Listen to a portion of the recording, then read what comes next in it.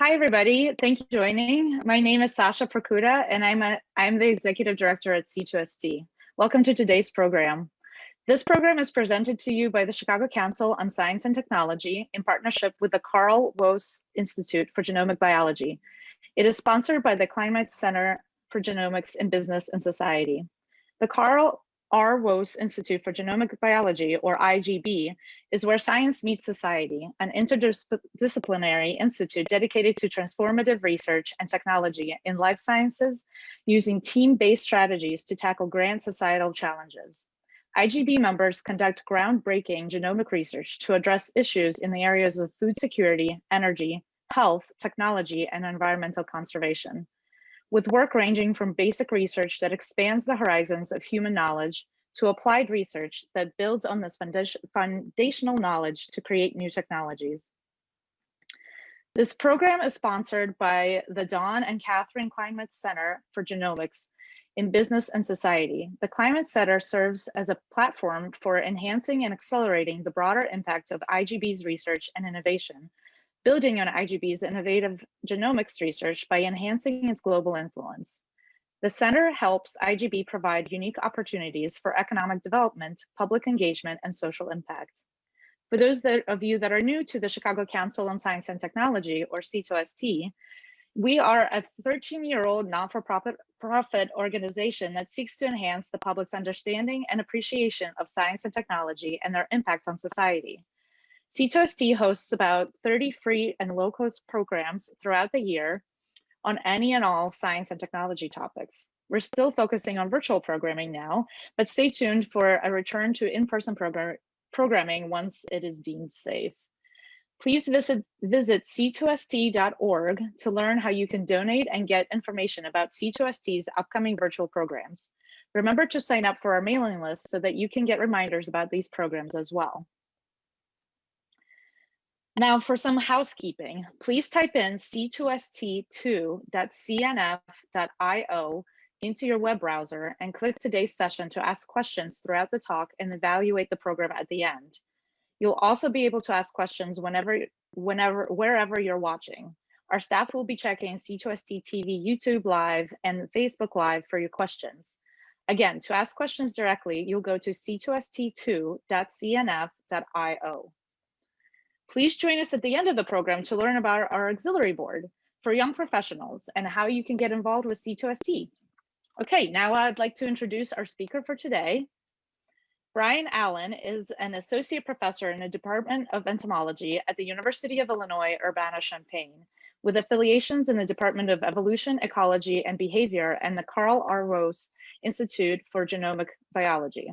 Dr. Allen is broadly interested in the ecology of infectious diseases, particularly diseases transmitted via the bite of an infected arthropod, such as ticks and mosquitoes.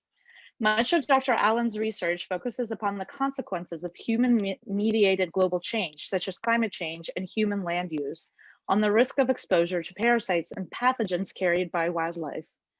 While Dr. Allen works on these questions in a wide variety of wildlife communities and disease systems, he is especially interested in understanding the effects of landscape change on the emergence and transmission of tick-borne diseases. Dr. Allen is an early career fellow at the Ecological Society of America and an associate editor for the Proceedings of the Royal Society of London in Biology. He received his PhD in evolution, ecology, and population biology from Washington University in St. Louis. Welcome, Brian. Thank you, Sasha. I really appreciate that introduction. I'll go ahead and share my screen. So the presentation I'm going to be giving today, I really appreciate this opportunity to speak to all of you tuning in, concerns a challenge in wildlife biology and the conservation of wildlife, which relates to the growing pressures that humans place on the environments in which wildlife still thrive. The title of my talk today is The Power of Genomics, Optimizing Health Outcomes in Wildlife Conservation. The scene you see here is from one of my favorite places on Earth, an area known as the Laikipia County of central Kenya. And it's an amazing landscape. I'll tell you a lot about it today. because there are still high abundances of wildlife that occur in this landscape. It's also, like many places on Earth, experiencing human population growth, along with an increase in humans. There's an increase in livestock production. All of this puts pressure on these wildlife systems. And a lot of the conflict that occurs between humans, livestock, and wildlife in these types of places tends to revolve around the transmission of infectious diseases. So this is an image of a tick biologist in action. This is me collecting ticks as part of my fieldwork in Kenya. It's an unusually glamorous life that I lead. You can see some of the tools of my trade. On the ground there is a drag cloth. This is how one of the mechanisms that, or one of the methods that tick biologists use to collect ticks. Since ticks are typically sitting in the vegetation waiting for a host to walk by that they can grab onto, we can take advantage of that behavior by dragging a cloth through the grass, and ticks will grab onto that, and that is a great way to survey the abundance of ticks in an area. You can also see in this picture I'm wearing a tick suit. This is to protect me from tick bites, but also because we're interested in sampling the ticks that get on our bodies as well. This is early in our research in Kenya when we were still wearing bright white tick suits, which were selected because they're the easiest way to spot a tick on you. But we learned over the course of this project that some of the more aggressive wildlife respond really poorly to these bright white tick suits. And so you'll see as things go on, we switch to a more subtle khaki color that seemed to irritate the wildlife less often. The challenge we're facing is enormous because we're experiencing really rapid change in the Earth's ecosystems. And I know many people have heard about the biodiversity crisis and the concern that we're losing species of wildlife at an accelerating rate. What often receives less attention is that there's also a wildlife abundance crisis, and the magnitude of this abundance crisis is considerable. In fact, in a recent study published in PNAS, researchers attempted to estimate the total biomass, meaning essentially the weight of all animals on Earth. And the findings were alarming. What their global summary suggests is that of all mammals on Earth, 60% of the biomass are livestock that are being raised by humans, 36% are humans, and only the remaining 4% consists of wild mammals. And so while we're losing species diversity at an accelerating rate, what doesn't receive enough attention is that the abundance of wildlife has declined precipitously. And of course, once those abundances decline enough, that is what can result in extinctions. And so much of the Earth is dominated by humans and our domestic animals. And therefore, one of the biggest challenges we face in wildlife conservation is how to protect the remaining wildlife in landscapes that have become dominated by humans. This is a problem in East Africa, just as it is in other parts of the world. Here is some research by a famous conservation biologist named David Western, who studied wildlife populations in East Africa for decades. And because the wildlife of East Africa are charismatic and have attracted attention of biologists, we have information on the abundance of wildlife going back for years. Much of this data was collected as a result of performing aerial surveys. So wildlife biologists flew transects in airplanes and counted wildlife out the windows. And what's discouraging is even in a country like Kenya, where there's been considerable efforts to protect wildlife populations through the establishment of natural parks and other types of protected areas, wildlife populations are declining both inside and outside of parks. And so the protected areas that have been set aside are insufficient to protect historical numbers of wildlife. And more so, you have surrounding landscapes that don't offer the same level of protection. Wildlife don't perceive these political boundaries between protected and unprotected areas. And so declines in wildlife outside of protected areas spill over and cause declines in wildlife within protected areas as well. And in fact, because of this long legacy of performing aerial surveys, we can get fairly precise estimates of how much population sizes of animals have changed over time. And so this is a more recent analysis comparing aerial surveys from the 1970s to more recent aerial surveys, including some performed within the last 10 years. And unfortunately, what you can see is that all wildlife species populations have declined during this time frame. So anything large enough to be viewed and counted from an aircraft has experienced a decline in abundance. And there's been a So at the same time, a significant increase in the population sizes of some domestic animals. And so this suggests that there's been really this kind of direct trade-off that as human populations have expanded and wildlife numbers have shrunk, we've experienced an increase in production of domestic animals that has taken some of the place of where those wildlife previously occurred. And so this, I think, speaks to one of the biggest challenges we face in conserving wildlife in the remaining natural areas in which they still occur. Is how do we balance this demand for human economic development and the needs to produce livestock for protein with competition between domestic animal populations and wildlife populations? And one of the biggest goals that I think many conservation biologists are now arriving on is how can we integrate these two things? So instead of having protected areas where there's only wildlife and human areas where there's only humans and domestic animals, is it somehow possible to integrate the two activities and have domestic animals and wildlife overlap and occur in the same geographic locations? So this brings me to the Laikipia region of central Kenya, which is perhaps the best natural laboratory on Earth for asking some of these questions about overlap and interactions between livestock and wildlife. This area was historically occupied by an indigenous group known as the Laikipia Maasai. Early in the 20th century, Europeans began to colonize this region because of the highly productive grasslands, and it became a region where a lot of livestock production began from both the early European colonists as well as their descendants.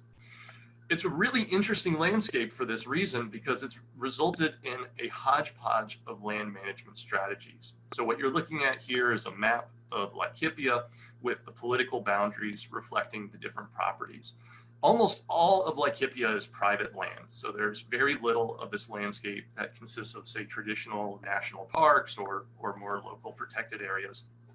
Yet it supports an extraordinary abundance and diversity of wildlife. There are all of the wildlife one might expect to see if you went on, say, a safari in the Serengeti running around in Laikipia, but they're doing so on private properties. And because these are all independent and privately managed, they have different management objectives. And so here's a map. This map is from a scientific paper published by Margaret Kinnaird and Tim O'Brien, where they delineated these different properties into different land use types. Some of them are focused on wildlife conservation, others are focused on agricultural production.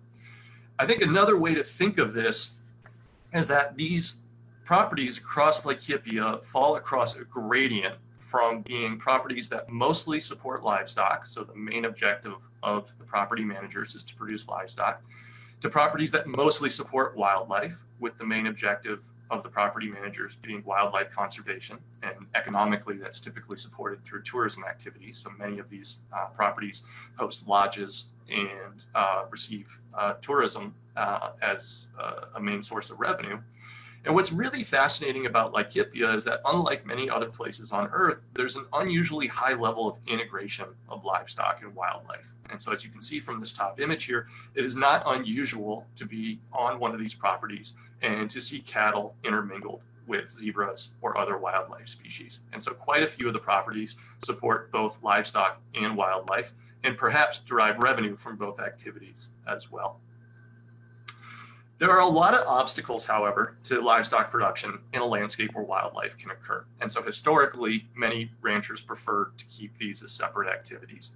The obstacles to having wildlife and livestock together include some of the most obvious things like predation. If lions eat your cattle, that's very dramatic conflict between livestock and wildlife. Historically, there was a perception that there was extreme competition over forage, that there would be too much of the groups of animals eating the same food to coexist. And then what probably hasn't received enough attention relative to the obstacle it presents is the presence of infectious disease and the exchange of infectious disease between wildlife and livestock populations. And this is where I come in as a tick biologist interested in working in this landscape, because arguably the biggest problem as it relates to infectious disease are those transmitted by ticks. And it's such a threat to livestock production in this region that to successfully raise livestock in this landscape, you have to regularly treat your livestock with topical pesticides. These are tick-specific pesticides, so they're referred to as acaricides. And the way you do this is typically through what's referred to as a spray race. You can see that in this bottom image here. That is effectively a car wash for cows. And so once a week, ranchers will drive their cattle through these spray races where the cattle are sprayed with this topical pesticide that kills ticks on contact. And it is extremely ticky here. I like to think of this as the tick capital of the world. Southern Africa supports the highest diversity of tick species globally. And with all those ticks come a lot of tick-borne pathogens. Here's an incomplete list of all the pathogens that occur in this landscape and are transmitted by ticks. And this is where, as I'll explain a little later in this talk, the power of genomics comes into play, because this is a usually long list of pathogens to attempt to study in a single ecosystem. And it's only through the recent development in genomic tools that it's even become possible to study such a high diversity of pathogens in a given location. Part of the knowledge that we have about the ecology of this ecosystem has come from having a long-term ecological experiment in this region known as the Kenya Long-Term Exclusion Experiment, or CLE. This experiment was introduced to me by my mentor, Dr. Felicia Keesing, shown in this image here. She looks younger than me, but she's been working in Kenya for some time and is an expert in the ecology of this ecosystem. And it was through her research in the CLE experiment that we came to understand the interesting role that cattle might play in controlling ticks in this landscape. For the sake of time, I won't explain each of the experimental treatments, but what you're looking at here is a large, well-replicated ecological experiment that uses different combinations of electrified fencing to exclude or allow different combinations of wildlife. What's really cool about this is if you can exclude wildlife in different combinations, you can tease apart what are their individual impacts on the ecosystem. And 3 of these treatments also allow cattle, meaning 3 then exclude cattle. And the reason this is possible is because cattle in this landscape are tended by human herders.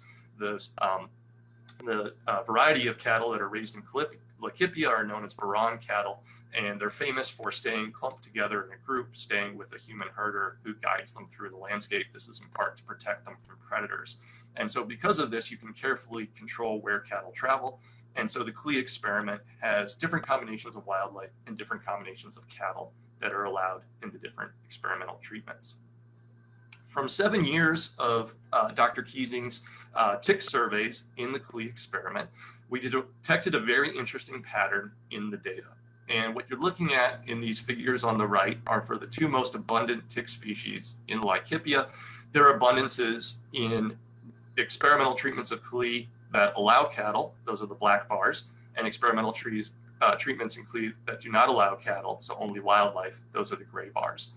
And we noticed a strong pattern in these data, which is that the experimental plots that allowed cattle had significantly fewer ticks than do the experimental plots that only allow wildlife and from which cattle are excluded. And so this was a really interesting finding to us. Why are cattle reducing the abundance of ticks within the CLE treatments? And we realized this was likely being driven by the weekly treatment of cattle with this topical pesticide that kills ticks. And so just like you put Frontline on a dog to protect your dog against tick bites, to keep cattle in this landscape, it's necessary to regularly treat them with these acaricides. And it made us realize that these cattle might actually be operating sort of as tick vacuums, or to put it in ecological terms, an ecological trap for ticks, because the ticks are attracted to the cattle occur in high abundance, but because of the pesticide, it kills the ticks, and cattle might actually be a very effective tool for controlling ticks, and by extension, tick-borne disease in this landscape. We were interested to see if the findings from the CLE experiment would scale up, and so we attempted to ask a similar question at a larger spatial scale. And so we selected one of the properties within Laikipia where both wildlife and livestock are abundant. This image here is the Old Pejeta Conservancy, which is one of the largest conservancies in Laikipia. It's right on the edge of Mount Kenya, so you can see Mount Kenya there in the background. And as some of our later research indicated, it has about equal abundance of, or equal biomass of livestock and wildlife. And so both livestock and wildlife are quite abundant on this property.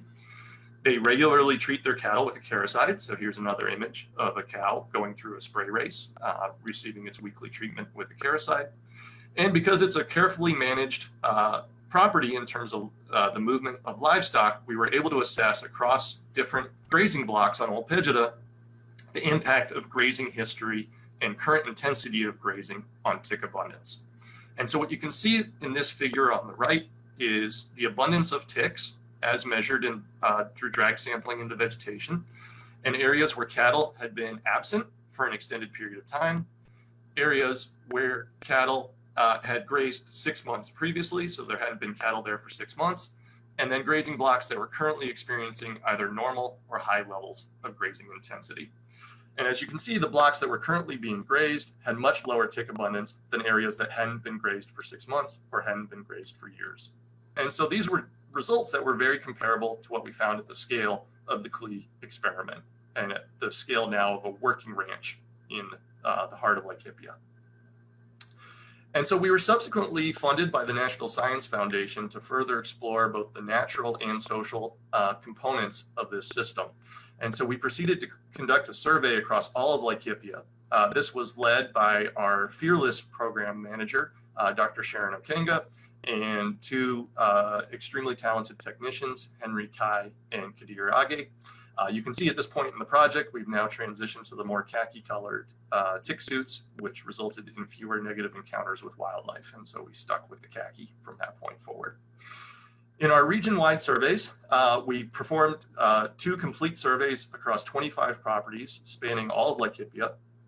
And we identified properties that, based on the management style of the managers, spanned this gradient from being properties that primarily were focused on livestock production and so had more livestock than wildlife, to properties that were primarily focused on wildlife conservation and had more wildlife than livestock, and everything in between.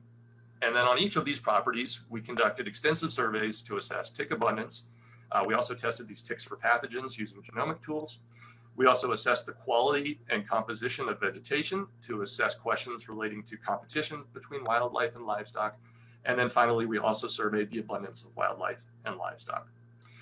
On the social science side, we interviewed property managers and their employees to attain social data pertaining to employment, security, profitability of the operation, and the health and nutrition of the employees.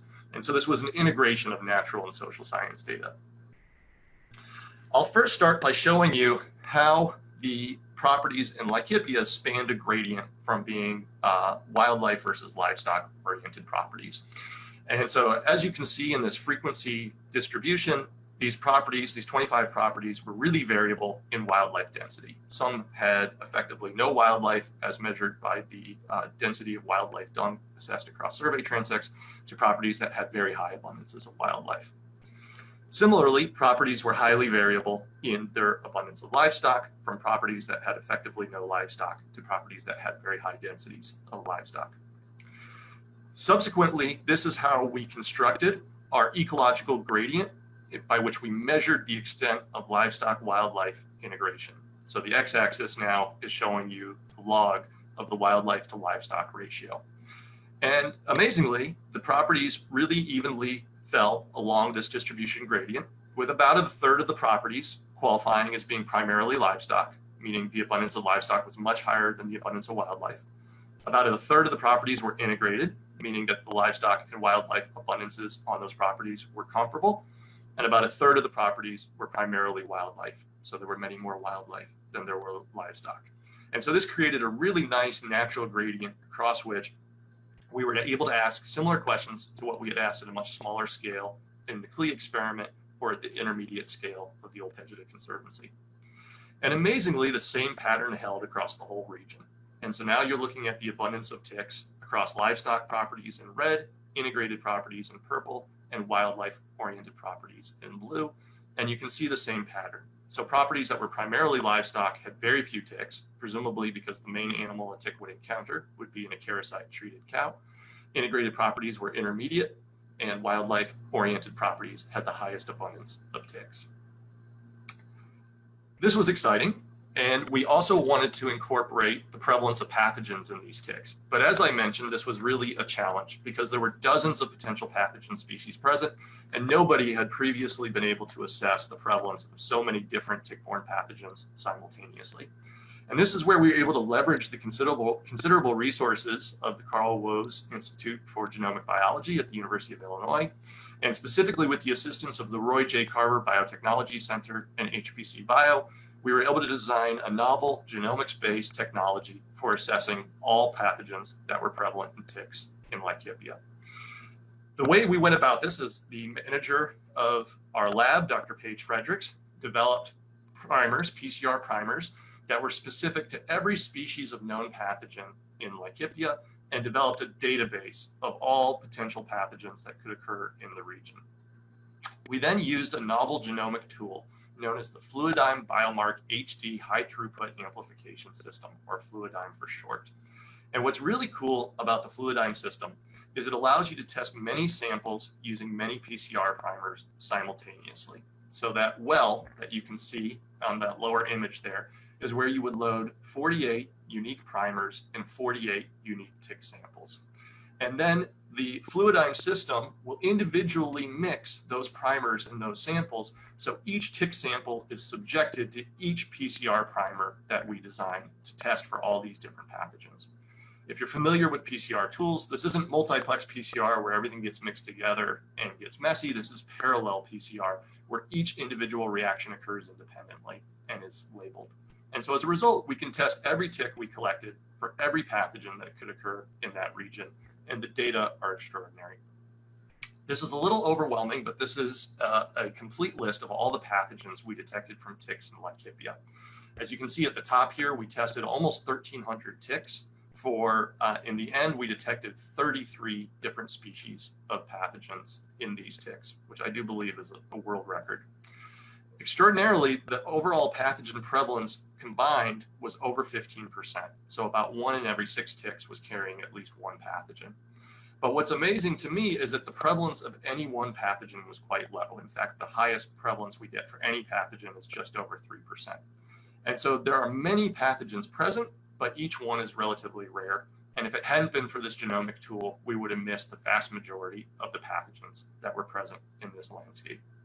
Because we had the genomic tool, however, we were able to identify the overall prevalence of pathogens. And so this allowed us then to ask, how does disease risk vary with these different management strategies? Because the livestock-oriented properties have so few ticks on them, essentially their pathogen prevalence is 0. And so really the only meaningful comparison became between the wildlife properties and the integrated properties. And we find that on average, wildlife properties had a higher density of infected ticks than did integrated properties. The difference wasn't statistically significant, but you can see the trend in these data. And it suggests that at a minimum, having wildlife and livestock integrated does not elevate tick-borne disease risk, at least compared to having wildlife only. And so this was an encouraging finding in the sense that, at least for wildlife, there's no increase in disease risk as a result of wildlife-livestock integration. To share some of the other findings from our research, we also looked at the availability of forage based on these different management strategies. And again, across these 2 years of surveys, we found that integrated properties had the greatest availability of green grass for wildlife and livestock to eat. This is a really interesting result. It is referred to in ecology as facilitation. It suggests that wildlife and livestock actually facilitate each other, and there's more food available when they're together than when they're separate. What we think is going on here is that wildlife and livestock actually prefer to feed on different grasses. And so when you have both wildlife and livestock present in the landscape, they mediate the competition between those grass species by feeding on different grasses. And so it actually promotes a higher diversity of grass species, and there's more food available for both groups of animals. When you have just livestock or just wildlife, the availability of forage is actually lessened.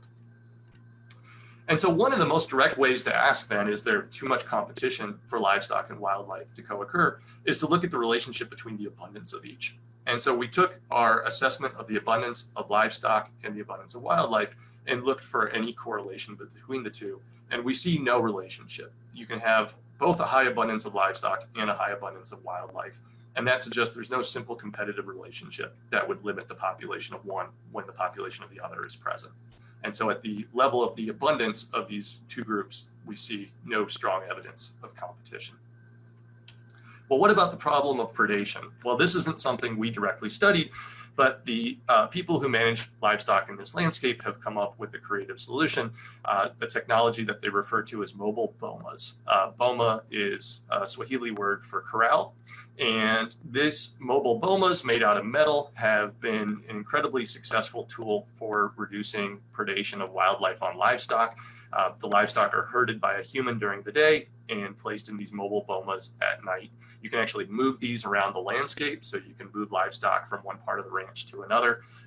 And if you have cattle in these sturdy bomas at night, you don't lose very many animals to wildlife predators. And so this proved to be a very effective solution to the problem of wildlife predation on livestock. I'll share a little bit of the findings from our social science research as well. So this is where we looked at the profitability of these different properties based on their management strategy. And while our sample sizes for asking this question were small, we were encouraged by the results. What it suggests is that integrated properties are just as likely to have profitable livestock operations as livestock only properties. And so if you're a livestock and wildlife property, you don't lose money on livestock production compared to a livestock only property. Similarly, if you're an integrated property, you're likely to have just as profitable a tourism operation as are a wildlife only property. So if you have both wildlife and livestock present on the property, your tourism operations are just as profitable as a property that doesn't have livestock present. This is the closest we came to answering one of the questions we were most interested in, which is, do tourists mind seeing livestock when they're out experiencing ecotourism and on a safari to view African wildlife? We saw no evidence of that being an issue, at least from the perspective of the profitability of the different properties.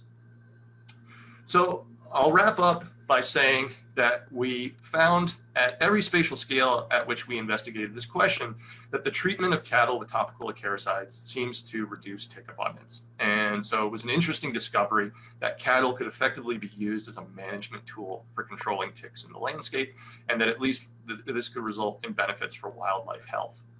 Because we were able to use genomics-based tools, we were able to get an unprecedented level of insight into the diversity of tick-borne pathogens in this landscape and the risk of tick-borne disease related to these different ecological management scenarios.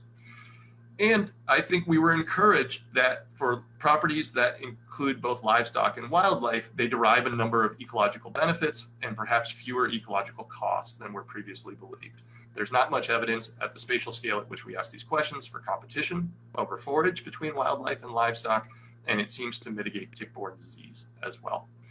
And from the economic perspective, there may be fewer trade-offs and greater benefits for those properties that have both livestock and wildlife, one benefit being that they have a more diverse group of income streams because of having both livestock production and potential tourism associated with their wildlife populations. So I'd like to first acknowledge my collaborators in this research, Rebecca Chaplin-Kramer, Lisa Page Fredericks, Stephen Huckett, Felicia Keesing, Ginger Kowal, Sharon Okenga, Richard Osveld, Heather Tallis, Charles Warui, and Spencer Wood. Our funding sources, we're very grateful to the IGB, including the Roy J. Carver Biotechnology Center and HPC Bio for their support of the genomics components of this research. And of course, thanks to the property owners and managers who allowed this research in this landscape. I'll end with an image of our project team. If we look out of breath, it's because we were all trying to jump in the air at the same time and sort of be hovering in the air for a photo. Turns out a dozen biologists simply can't do that. And so here are all of us with our feet firmly planted on the ground after trying to jump in the air maybe 20 times. I'd be happy to answer any questions about this work, and thank you again for tuning in to learn about this today.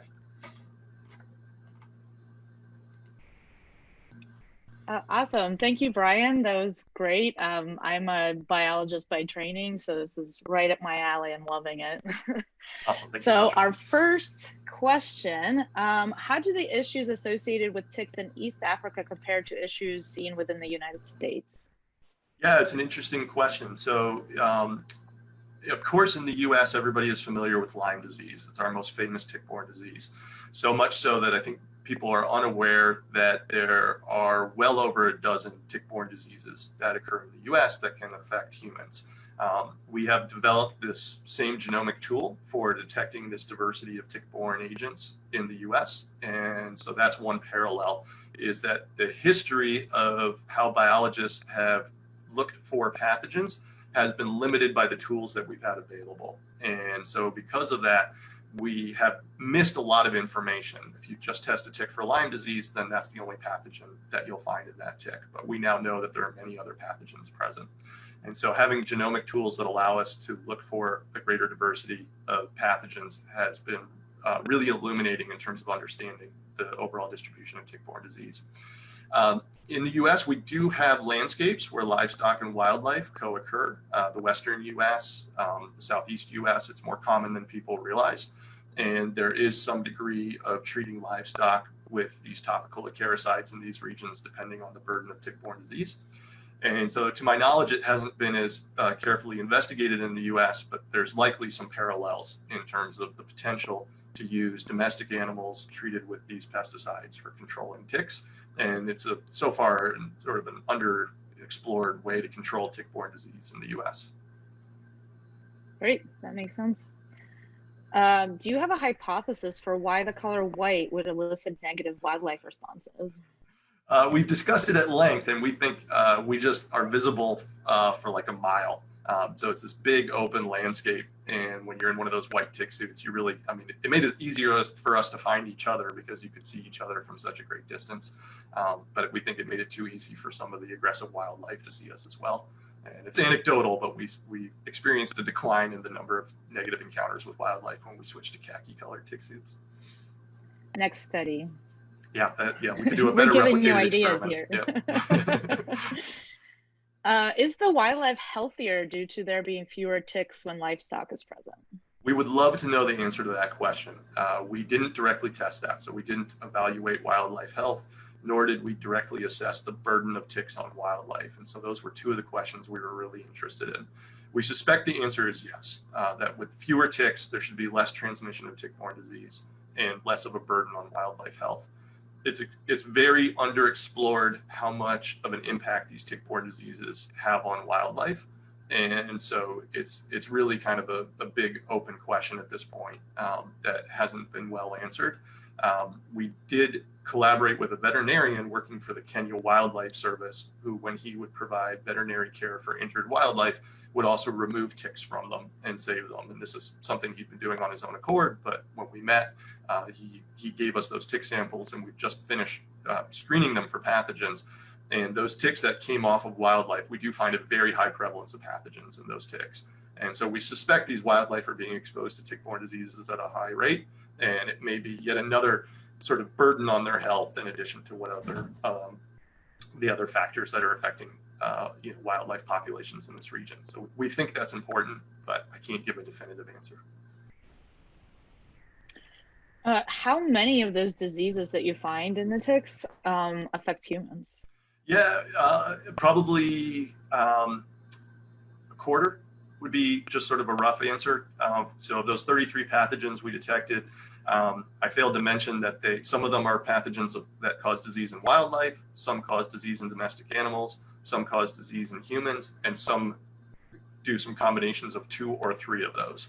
And so there's some of those pathogens that will make all of us sick, some of them that will just make wildlife or just domestic animals sick.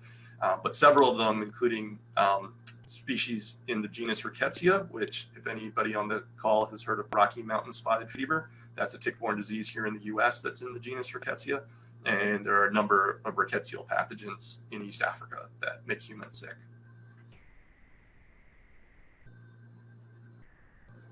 Sorry, Sasha, I'm not sure I can hear you.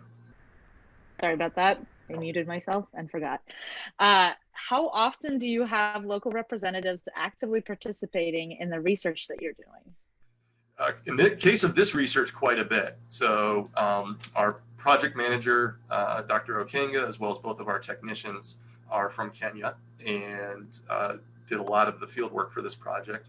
I didn't get into as much detail as I would have liked about the social science aspects of the research, but that involved traveling among the properties and conducting interviews, not just of the property managers, but also of their Kenyan employees. And for those interviews, we used local enumerators. The reason being that there are over a dozen languages spoken in Kenya. And because of that, you need an enumerator, an interviewer who speaks the language of the interviewee. And so on a given property, we might have 4 or 5 different languages to contend with. And so we, at our peak, had about 20 Kenyan enumerators working with us. Some of these properties are also what are referred to in Kenya as group ranches, meaning they are a collection of people, typically indigenous people, who live there and raise livestock there. And so they have something of a different administrative structure in that they have something like a council of citizens who oversee anything that takes place on the property. And so we also had to work very closely with those local representatives to explain our research, obtain permission to conduct research on the property, obtain permission to interview people living on the property. It was amazing how receptive people were, I think in part because they perceive tick-borne disease as one of the biggest impediments to their own economic development. And so because everybody living in this region has experienced ticks and has experienced the burden of tick-borne disease, and I think people are just exceedingly friendly there as well, it made it possible to do the research. That's wonderful that you have collaboration. So I know you mentioned that you would like to look more into the health of the wildlife and how it's impacted by the livestock, but are there any other directions that you're really excited about taking this research? That would probably be the biggest unanswered question that we have, is how do these management strategies affect wildlife health and wildlife survival? Because there are so many pressures on wildlife at this point, you can think of these diseases as being a natural part of the system that wildlife have had to contend with forever, and I think that's accurate. But to the extent that humans are placing other pressures on these wildlife populations that limit their survival, understanding what extent we're either exacerbating the problem with infectious disease or just piling on the list of problems that wildlife are experiencing, I think to me that's one of the most important questions. Another thing that we had wanted to do, and I alluded to this, was it would have been really nice if we could have interviewed some tourists and asked them what is their perception of seeing livestock and wildlife together, because this is something that proves to be a contentious issue among some of the property managers in the region.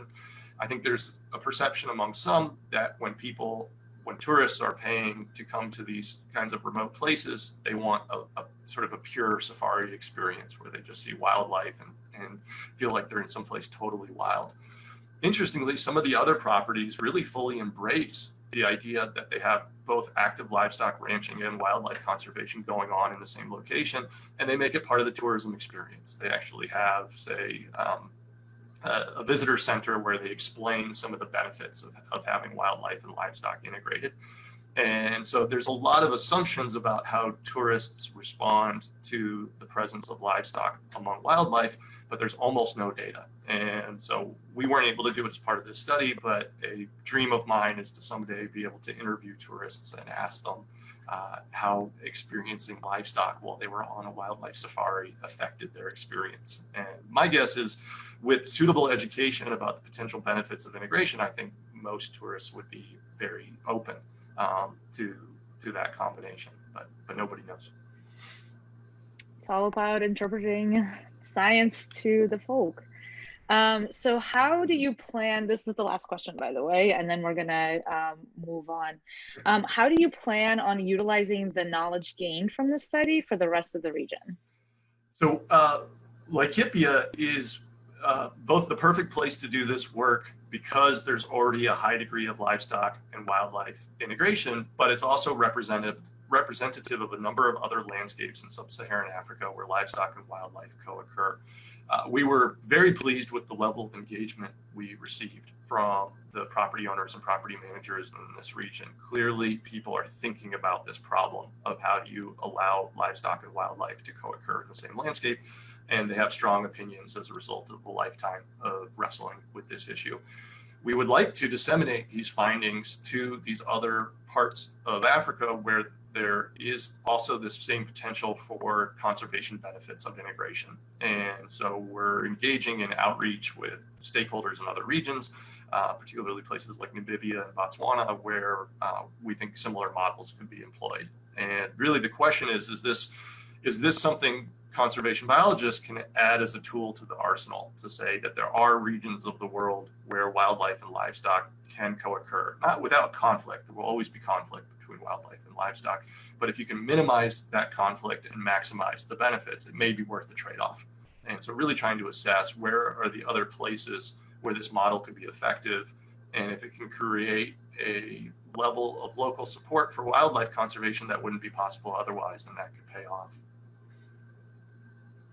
All right, awesome. Thank you so much for joining us today. That was great. Thank you. Hopefully you enjoyed that as well. Please, anyone watching the program, go to c2st2.cnf.io if you haven't already to evaluate today's talk. We greatly appreciate any feedback. It really helps us to better our programs in the future. And as a reminder, if you'd like to rewatch or you missed any part of today's program, this recording will remain on C2ST TV YouTube and on our C2ST Facebook channel. So you can rewatch it at any time you want. As I mentioned earlier, stay tuned now to hear about our auxiliary board with our co-president, Kathleen Slingerland. All right. Hello, everyone, and thank you, for that great presentation. That was absolutely fascinating, and I loved the photos as part of that presentation, even if they weren't jumping biologists, but it was still great. Anyways, thank you, Sasha, for the introduction. My name is Kathleen Slingerland. I'm the co-president of our C2ST Auxiliary Board. I began volunteering with C2ST several years ago and have been on the Auxiliary Board for about 3 years. Professionally, I work in regulatory affairs with experience in the material, chemical, and food industries. However, one of my passions is in STEM education, which is what led me to my involvement within C2ST. As part of C2ST's Auxiliary Board, you can join like-minded individuals who generate and shape our public understanding of science and technology in Chicago and beyond. C2ST staff and board will look to your guidance for your fields of expertise for recommendations on programming, outreach, fundraising, and other affairs. The Auxiliary Board also ensures that science is for everyone by engaging with participants, attendees, speakers, and hosts of our science-based programming. I personally am especially looking forward to our annual Fall Social, which is hosted by our Auxiliary Board every year. In the Auxiliary Board, you can connect with science and technology-focused young professionals, assist with structuring and guiding C2ST, and work alongside our board at large, and overall embody C2ST's mantra that science really is for everyone. So if you have any questions for me or would like to learn more about the board, I encourage you to reach out to C2ST staff or raise any questions that you may have about joining the board at this time.